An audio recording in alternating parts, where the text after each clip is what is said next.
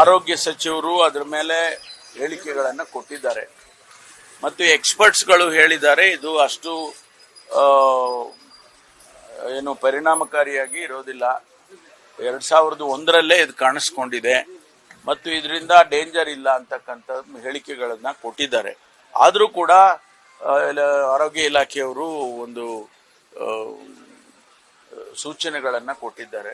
ಎಚ್ಚರಿಕೆಯಿಂದ ಇರಬೇಕು, ಮಾಸ್ಕ್ ಹಾಕ್ಕೊಳ್ಬೇಕು, ಇದೆಲ್ಲ ಸೂಚನೆ ಕೊಟ್ಟಿದ್ದಾರೆ. ಅದನ್ನು ಮಾಡಿದರೆ ಭಾಳ ಒಳ್ಳೆಯದು.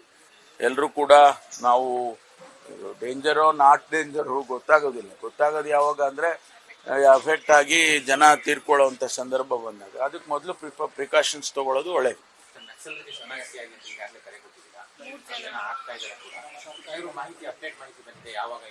ಅದು ನಡೀತಾ ಇದೆ, ಅಂತಿಮಗೊಳಿಸ್ಬೇಕು. ಯಾಕೆಂದರೆ ಅದು ಈಗಾಗಲೇ ವಿಕ್ರಮ್ ಗೌಡ ಇದು ಆದಮೇಲೆ, ಅವರ ಇನ್ಸಿಡೆಂಟ್ ಆದಮೇಲೆ ನಾವು ಕೂಡ ಕರೆ ಕೊಟ್ಟು ನೀವು ಯಾಕೆ ನೋಡಿ ಈ ರೀತಿ ಎಲ್ಲ ಆಗೋದಕ್ಕೆ ಅವಕಾಶ ಕೊಡ್ತೀರಿ, ಇದರಿಂದ ಏನನ್ನ ಸಾಧನೆ ಮಾಡೋಕ್ಕೆ ಕೊಟ್ಟಿದ್ದೀರಿ ನೀವು, ಆದ್ದರಿಂದ ಸರೆಂಡರ್ ಆಗಿ ಅಂತ ಹೇಳಿ ನಾವು ಎಲ್ಲ ಬೇರೆ ಬೇರೆ ಹಂತದಲ್ಲಿ ಕೆಲಸ ಮಾಡ್ತಾ ಇದ್ದಾರೆ ನಮ್ಮವರು. ಈಗ ಅದು ಒಂದು ಹಂತಕ್ಕೆ ಬಂದಿದೆ ಅಂತ ಹೇಳಿ ನನಗೆ ಅನ್ಸುತ್ತೆ.